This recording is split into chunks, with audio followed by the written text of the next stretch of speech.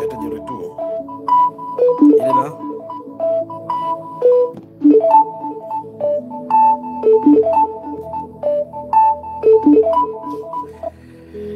Qui est là?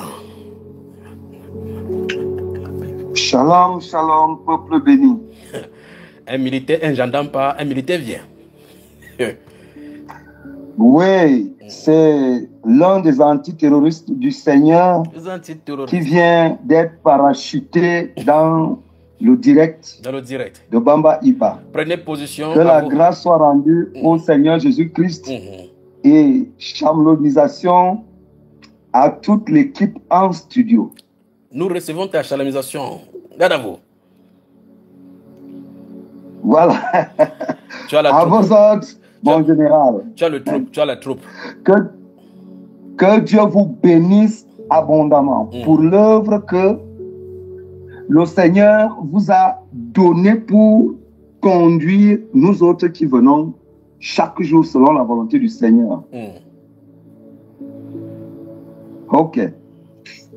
Donc, quand je dis l'un des antiterroristes du Seigneur vient de parachuter dans l'émission, c'est parce que généralement, je n'interviens pas trop. Et aujourd'hui, je me suis préparé déjà depuis, c'était quand samedi, le direct de samedi, le rendez-vous a été donné. Et la grâce, le Seigneur m'a fait grâce de suivre ce direct de 21h jusqu'à 5h du matin. Oui. Alors, je savais que, puisque j'étais en petit repos, je devais reprendre le service aujourd'hui. Je vais tout faire pour être là au direct.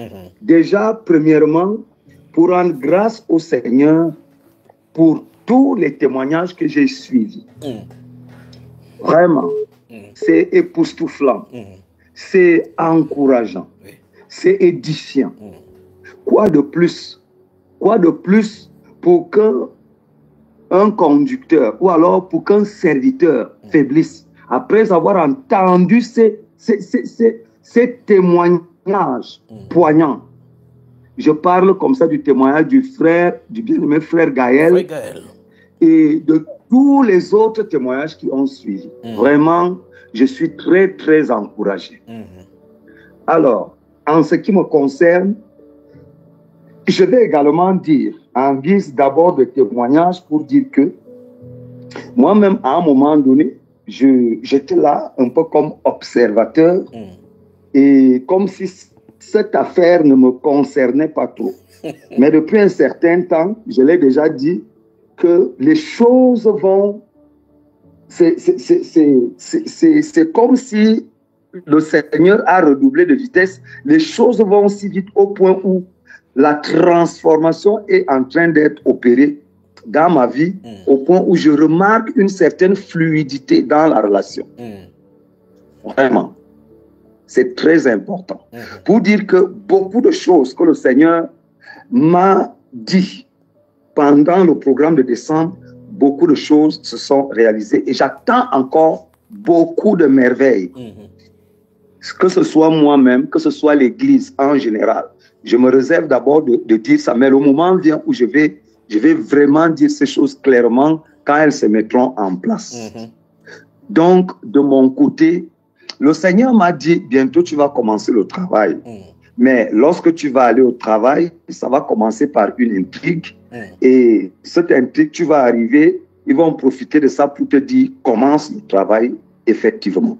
Ça n'a pas fait une semaine, c'est ce qui s'est passé exactement. Alors, quand je suis arrivé, j'étais déjà préparé, moralement, spirituellement, d'abord spirituellement, moralement, et bon, pour le physique, le Seigneur m'a encore prouvé après que même avec le physique, ce n'est plus comme je croyais. Tout s'améliore au fil du temps. Alors, je viens d'écouter le témoignage du frère Bertrand. Et même lors du dernier recyclage, tu étais l'un des tireurs d'élite, des grands tireurs. Voilà, vraiment. Ce qui a vraiment suscité beaucoup d'émotions au sein de mon bataillon parce que il y a des anciens qui m'ont vu dans l'état où j'étais. Le jour où les ténèbres ont pensé qu'ils pouvaient m'engloutir. Ils m'ont vu, ils étaient sûrs que non, celui-ci est parti.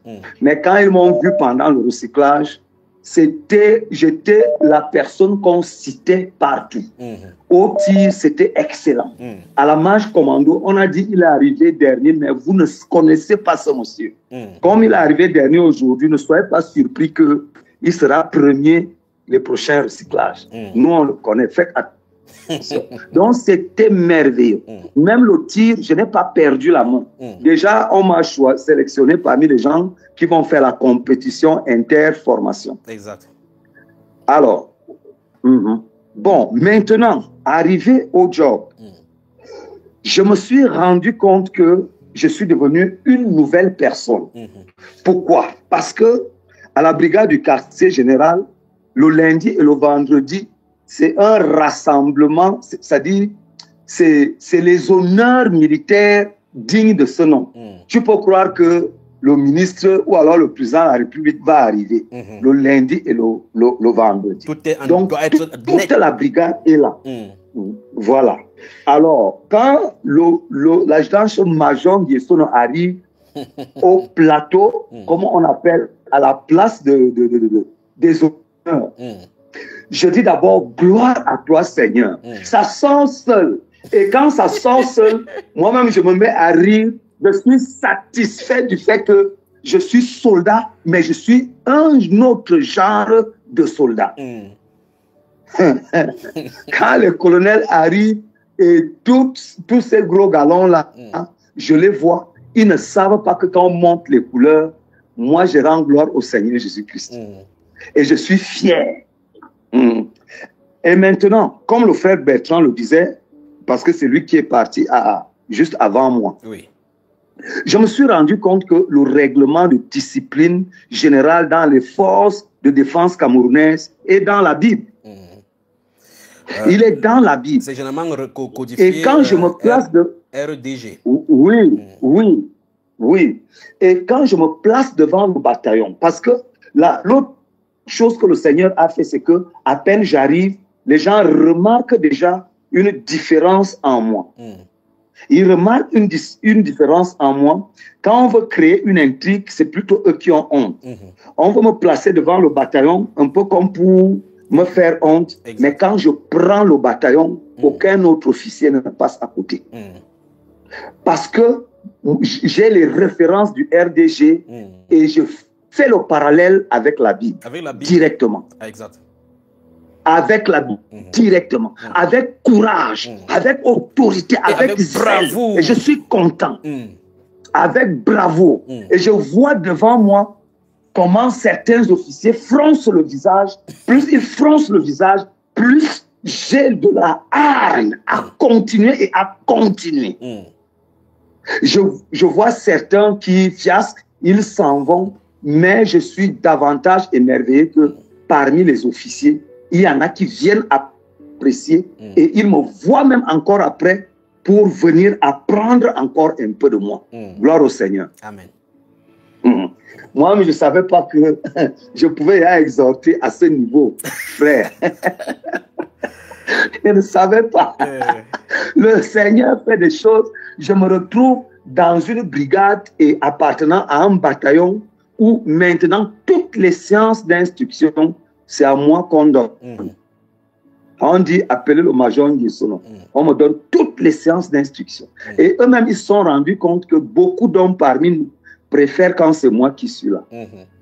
Et là, tu profites, tu injectes la parole de Dieu. J'injecte avec zèle, mon bien-aimé frère. J'injecte avec zèle. Et ça me fait des petits combats de mots après. Certains officiers qui viennent vers moi, vouloir me parler de Marie. Mon frère, commentons un peu cet état des choses dans le corps. Parce que c'est quelque chose qui est dans le corps. Mais tu remarques que quand il est 13h le vendredi, quand ceux qui sont de l'autre côté, ceux qui mettent le front au sol, vont à leur cri, ça ne dérange personne. Quand ils le font dans les bureaux, ça ne dérange personne. Même dans la cour, de l'autre côté là-bas, du petit truc qui a été construit là. Tu vois cela? Ça ne dérange personne lorsqu'il part se prosterner. Mais quand on parle du Seigneur Jésus, ça dérange. Effectivement. On ne doit pas cesser de parler du Seigneur Jésus. Effectivement. On ne doit pas avoir honte, même avec l'âme. même avec l'âme braquée, même avec l'âme, avec nos munitions, on ne doit pas avoir le Seigneur Jésus-Christ comme honte. Prosterné avec la tenue, avec le béret au niveau des épaulettes, on doit croire que le Seigneur du ciel est avec nous, il est notre chef en personne. Amen. Donc, vraiment, le Seigneur est merveilleux. Et cette nouvelle fois que j'ai repris le service, après cette longue trêve de 5 ans, vraiment, c'est différent. Et c'était ma prière de chaque jour. Seigneur, c'est toi qui décideras du jour où j'irai travailler. Seigneur, tu m'as fait travailler aux côtés des rois de ce monde. Et tu m'as donné une force, et là, un zèle. Mon frère, tu glisses, tu en as de parler. Il faut dire à tous ceux qui sont d'écouter que tu as été l'un des formateurs des agents de sécurité, des gens de la DSP, la Direction de sécurité présidentielle, qui sécurise le président pour le bien. Et tu as fait fonction également à la présidence. Et c'était là où tu m'appelais même avec le numéro de la présidence de la République. C'est ça, c'est de ça qu'il est question. C'est vraiment de ça qu'il est question. Je suis instructeur, agent de protection des hautes personnalités, 3e degré. Je suis officier de sécurité, c'est-à-dire quand un chef d'État arrive au Cameroun, on cherche un officier de sécurité qui peut assurer sa sécurité. Ça veut dire que même si on a affecté des colonels à ses côtés pour être soit aide-de-camp, soit médecin, même si moi je suis soldat, en tant qu'officier de sécurité, c'est moi qui commande la sécurité et c'est moi qui, je donne les instructions au colonel et c'est moi qui a le cahier de charge de la personnalité, du chef d'État haute qui est arrivé. Donc je suis officier. Oui, c'est ma spécialité, officier de sécurité. Antiterroriste. Et je suis moniteur antiterroriste. Donc, voilà mes titres. J'ai travaillé aux côtés de notre chef d'État. J'ai fait la sécurité du président chinois Hu Jintao. J'ai fait la sécurité du roi du Maroc. J'ai été l'officier de sécurité de l'ex-président RDC Joseph Kabila. Donc, voilà mon palmarès. Et j'ai fait vraiment près d'une 20aine d'années aux côtés de ces rois du monde. Alors, je disais au Seigneur, maintenant que tu m'as amené ici, tu décideras de quand je vais travailler. Et amène-moi à travailler cette fois-ci, non pas pour les hommes, mais pour toi. Non plus pour les hommes, mais pour toi. Et donne-moi cette force, ce moral, cette force, cet affermissement qui me sied. C'est-à-dire, comme tu m'avais donné dans le monde, mais que ce soit multiplié, au moins par 3, afin que je puisse mieux te servir avec ce zèle fois 3, cette force, cette puissance fois 3. Maintenant que je suis à ton service, toi qui es le roi des rois. Alors, quand tu vas décider que j'aille travailler, je ne travaille plus pour les hommes, mais c'est pour toi que je travaille. Voilà la prière que je disais chaque jour. Alors, quand il m'a averti que je vais commencer le travail, ça s'est passé exactement comme il l'a dit. Et les entraînements ont commencé. Les exhortations personnelles non officiers. Et les officiers viennent à côté causer avec moi un peu. Mais ils ont honte. Mon bien-aimé frère, ils ont honte de parler de Jésus-Christ.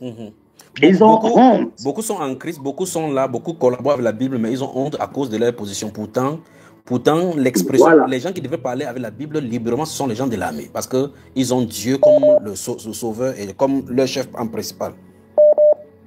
Exactement. Exactement. Mais c'est plutôt le contraire. Mais je sais que si le Seigneur m'a infiltré dans ce milieu, c'est pour que je démontre aux gens par A plus B qu'on ne devrait pas avoir honte du Seigneur Jésus-Christ. Parce que c'est lui et c'est lui seul. Donc, les gens ont honte, mais moi je parle à tue-tête en plein rapport. Je parle. Et déjà, beaucoup savent ce qui m'était arrivé parce que j'étais tombé, c'était le 23, un jeudi après le sport. Un jeudi 23 mai 2019. Je n'étais pas malade. On a dit AVC ischémique. Et puis la tension a commencé à monter. Tous savaient que c'est fini avec moi. J'étais paralysé. On me lavait, on me nourrissait, on me faisait tout. Mais à un moment donné, 1 an plus tard, je ne me sentais plus bien. J'ai décidé que je me suicide avec la parole de Dieu. Parce que j'avais déjà les idées de suicide. Les prêtres exorcistes sont passés par là. Les pasteurs sont passés par là, sans compter l'hôpital, sans compter les marabouts même qu'on a amenés pour qu'ils me fassent marcher comme j'étais paralysé. Mais moi, tout au contraire, ça s'empirait et j'avais les idées de suicide. C'est à ce moment donné que le Seigneur m'a fait prendre un engagement. Moi-même sans le savoir. J'ai dit, je ne me suicide pas avec les produits pharmaceutiques que j'avais, mais plutôt je vais me suicider avec la Bible, la parole de Dieu. Alors, j'ai appelé mes enfants. Je leur ai dit, creusez-moi une fosse. Ils ne comprenaient pas pourquoi. Ils ont creusé. J'ai dit, portez tout ce qui est cachet pharmaceutique, remède pharmaceutique, tous les marmites des marabouts de massage, tous les conneries de Saint-Michel Archange, tous les conneries de sel béni, eau bénie qu'il y a à la maison. Enterrez-moi tout. Les chapelets, les photos qu'ils ont accrochées chez moi, j'enlevais, je tapais au sol, je cassais tout. On a dit, il devient fou. J'ai dit, ok, moi je ne bois plus de remède, mais j'entre dans ma chambre avec la Bible. J'ai commencé à appeler le Seigneur. Seigneur, comme j'étais protestant avant, EPC, j'appelais Seigneur Jéhovah, tu es où? Tu es où? Me voici. Pourquoi tu ne me laisses pas mourir? Au nom de Jésus-Christ, maintenant, soit je meurs, je viens entre tes mains, soit tu me donnes donc la vie et tu me dis ce que je fais. Voilà comment ça avait commencé. Et mon bien-aimé frère, sans te mentir, je mourais déjà. Je mourais déjà, je partais à petit feu. J'ai atteint le niveau où je ne pouvais même plus bouger ma main du lit. J'ai été alité peut-être pendant 1 mois et demi, environ 2 mois. Mais là, j'étais sûr que c'est fini. Je pars. Et j'étais déterminé à partir.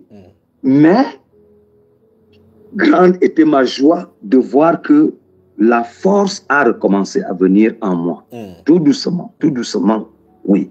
Et quand la force revient en moi, tout doucement, c'est là où je lisais encore la parole, je priais. Ça m'a galvanisé. J'ai continué de lire, de prier, de lire, de prier. Et c'est comme ça que un miracle s'est produit. L'homme s'est remis debout. Et tout de suite, mon épouse est sortie de ma maison. Et en portant tous les enfants, je suis resté seul. Seul chez moi. Seul.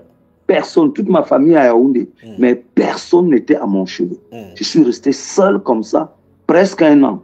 Jusqu'à ce que le Seigneur a voulu que je sois en contact avec toi. Donc, voilà comment mes débuts ont été. Et aujourd'hui, je vois comment le Seigneur, il me dit, mon fils, demain, il y aura ci. Et cela arrive. Et je suis fier, ça m'encourage. Et quand j'entends tous les témoignages des bien-aimés frères de par le monde et ici au Cameroun, ça m'encourage davantage. Donc, l'exhortation que je peux donner aux bien-aimés frères qui nous écoutent, c'est que, mes bien-aimés frères, nous sommes au bon endroit. Le Seigneur est merveilleux. Il a beaucoup de bonnes choses qu'il nous a promis. Et toutes ces choses, il est fidèle pour les accomplir. Mais nous avons notre part. Bien-aimés frères, il y a une jeune dame qui a sollicité une chanson samedi dernier. Une chanson de soit Aimé Kanou. Splendeur. Elle a demandé. Oui, elle a demandé ce cantique, c'était pour moi. Je n'avais jamais suivi ça avant. Mais quand j'ai écouté ce cantique, tout de suite, je l'ai téléchargé, je l'écoute en boucle depuis ce jour-là. Il parle de l'intimité. Il parle de l'intimité. Oui. Et moi, j'ai expérimenté beaucoup de choses dans l'intimité. L'intimité que moi, je négligeais avant. Mais le Seigneur m'a fait comprendre que l'intimité, c'est ça qui est ma part. C'est Exact. dans l'intimité qu'il fait tout avec moi. Il me l'a révélé. Et je crois que toi-même en personne, tu me l'as aussi révélé. Donc, pour dire aux bien-aimés frères, vraiment, prenons courage, restons connectés avec notre Seigneur. L'intimité est de mise. Que même si nous voyons des difficultés qui peuvent arriver, ces difficultés-là sont encore là pour nous fortifier davantage. Pour nous fortifier davantage. Parce que bientôt, les choses merveilleuses vont commencer. Donc, voilà pour conclure. Voilà, je dis simplement merci au Seigneur. Merci pour l'œuvre qu'il a accomplie et qu'il continue d'accomplir, qu'il va encore accomplir avec nous. Frère Walter, tu ne pas comme ça. Merci pour ton merveilleux témoignage. Oui. Ne pas comme ça. Tu as eu l'AVC, les gens savaient que tu étais fini, que ce sera fini comme ça dans ta carrière de l'armée. Tu vas seulement, si tu ne meurs pas, tu vas prendre seulement des pensions, retraite pour pouvoir survivre. Maintenant, tu es au pied ferme et au bout, tu commandes des troupes. Est-ce qu'il y a des séquelles encore de l'AVC, ni des traces? Est-ce qu'il y a encore une seule trace quand on te voit? Personne ne peut imaginer. Personne ne peut imaginer que quand on leur dit que vous voyez l'adjudant-chef-major, si il a eu ci, il a eu ça, tout le monde est surpris. Ceux qui m'ont vu, c'est-à-dire, c'est un grand témoignage pour eux. Voilà encore un avantage que j'ai lorsque j'arrive là-bas. Ceux qui m'ont vu dans cet état, ils savent que je suis un témoin vivant de ce que le Seigneur Jésus-Christ peut faire. Et c'est pour ça que je pars avec joie, avec détermination. Maintenant, en moi-même, je crois que tous les séquelles de l'AVC, je n'en ai plus. Je n'en ai vraiment pas. Je n'en ai pas. Pourtant, les spécialistes de la terre disent que si tu ne prends pas le remède, il faut être pour toujours là-bas, il faut suivre les kinés, et ainsi de suite. Mais tu as plutôt pris ça, creuser la tombe, creuser la terre, jeter dedans, et dit tu t'en fous d'eux. Voilà, c'était ça. Ils sont surpris. Et un autre détail pour la petite histoire, un détail. Lorsque je reprenais le service, ils m'ont dit, bon, ok, on dit que tu étais malade. Où sont tes documents, ton dossier médical?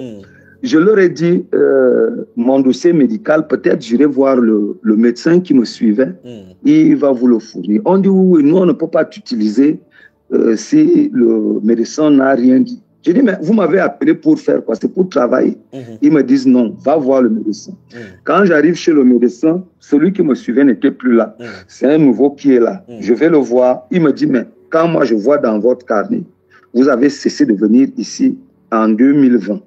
Effectivement, c'est en juillet 2020 que j'ai enterré tout. Je leur ai dit oui. Ils me disent, mais pourquoi? J'ai dit, mais pourquoi, comment? Parce que je cherchais la guérison. Je voulais être guéri. Et comment tu as fait? Je leur ai expliqué clairement comment j'ai fait. Ils ont dit qu'ils ne me délivrent pas le dossier médical.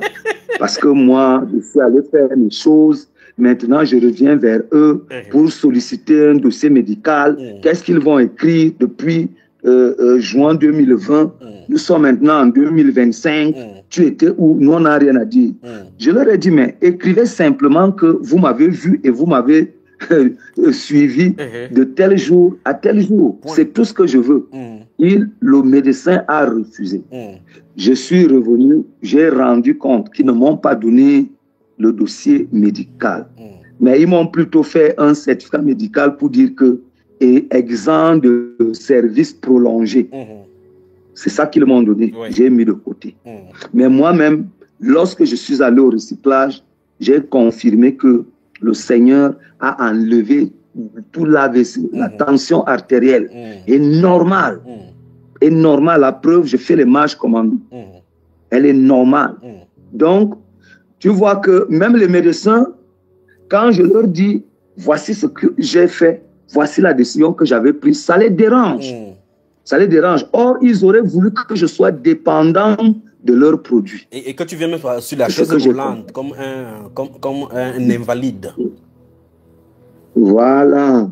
À ce moment donné, ils sont contents, ils vont te vendre leurs produits et ils seront à l'aise. Mais dans mon cas, les gens, ils ne veulent pas. Et moi, je suis content. Ça ne me dérange pas. Très bien. Je sais que mon dossier médical, c'est le Seigneur. Frère Walter, ton témoignage donne le challenge à ceux qui ont des maladies incurables, dites incurables dans le monde. Ton témoignage donne aux gens qui ont la foi pour être sauvés. Ton témoignage donne aux gens de comprendre que c'est Dieu qui donne la victoire. Et notre victoire a été acquise une fois pour toutes à la croix. Que ceux qui placent sa confiance en lui n'est jamais confus. Et ceux qui sont confondus sont ceux-là qui croient qui mettent leur confiance en la chair et en l'homme, c'est-à-dire dans les médecins de ce siècle-ci. Tu as mis ta confiance dans le Seigneur, il t'a revigoré et tu es la preuve et un témoignage vivant que le Dieu Tout-Puissant, c'est celui qui donne la victoire. N'est-ce pas, mon frère? Amen, mon précieux frère. Amen. Certainement, il y a des gens qui sont allés nous écouter. Maintenant, ils ont des cas de maladie qu'on a déjà pris, ça n'a pas marché. Ils sont allés de lieu en lieu. Et peut-être même ceux qui ont l'AVC. Exhorte-les maintenant et donne-leur ce que le Seigneur te met à cœur de leur dire. Voilà. Merci, mon bien-aimé frère. À tous ceux qui nous écoutent, et qui peuvent être des potentiels malades ou alors qui ont des malades dans leur famille. Ce que je peux leur dire, c'est que avoir confiance au Seigneur Jésus-Christ, c'est avoir la victoire en toutes choses. Avoir la victoire. Tu es paralysé et on te lave, on te nourrit. Et après, sans prendre de produit, seulement avec la parole de Dieu et les prières, tout est remis comme avant, au point où on redemande le dossier, comment on appelle ça, ce qu'ils m'avaient, les trucs qu'ils m'ont fait sur la tête, là, le film, soit c'est quoi, cérébral, là, ils ont redemandé ça, ils ont vu que ce n'est plus comme ils avaient vu. Donc, bien-aimés frères et sœurs qui nous écoutez, si vous êtes malade, si vous avez quelqu'un qui est malade, je vous dis simplement, ayez confiance au Seigneur Jésus-Christ. Et à partir de cet instant, croyez que vous êtes guéri. Croyez que vous êtes guéri. Même si vous voyez que après avoir pris cette décision, les choses se compliquent. Même si ça fait 1 mois, 2 mois, ayez confiance. Vous allez voir comment un miracle va s'accomplir dans votre vie. La vie d'un disciple du Seigneur Jésus-Christ, c'est une vie de prodiges et de miracles. C'est ce que moi je peux témoigner aujourd'hui. Même si vous pensez que vous constatez que après avoir pris la décision, que vous vous séparez de ce que le monde vous donne, vous vous accrochez au Seigneur. Moi je dis, même si je meurs, mon souhait c'est de mourir et de me retrouver entre les mains du Seigneur Jésus-Christ. Ou alors si lui décide que je vive, qu'il me donne la vie et me dit ce que je fais. C'est sur ça que je m'étais basé. Je n'avais plus peur de mourir. Dans tous les cas, ma femme est partie avec les enfants. Qu'est-ce qui me reste encore? La seule chose que je voulais, c'est de mourir et d'aller entre ses mains. Alors, j'ai expérimenté ce que la parole de Dieu nous apprend. Que quand tu as peur de mourir, c'est là où tu meurs.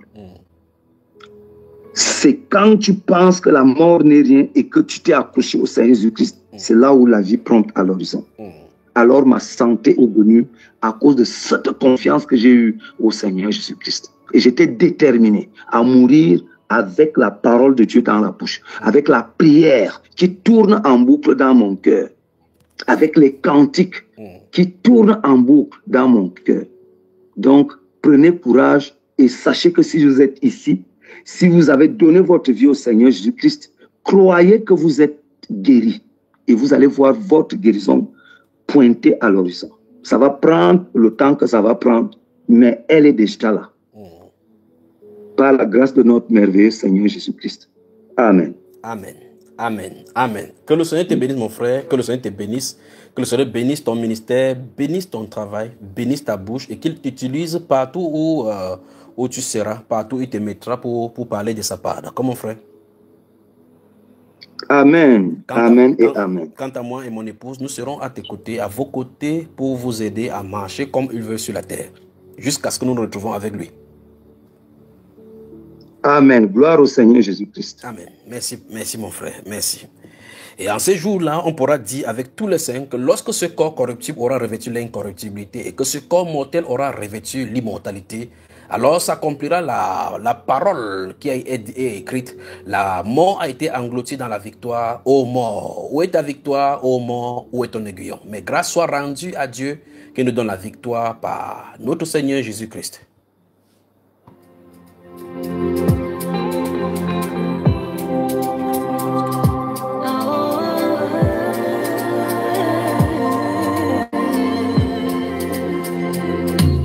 Quand le jour se lève, j'ai une seule pensée qui me vient en tête, c'est de lui dire merci. Merci pour ses bontés, ses merveilles, ses bienfaits dans ma vie.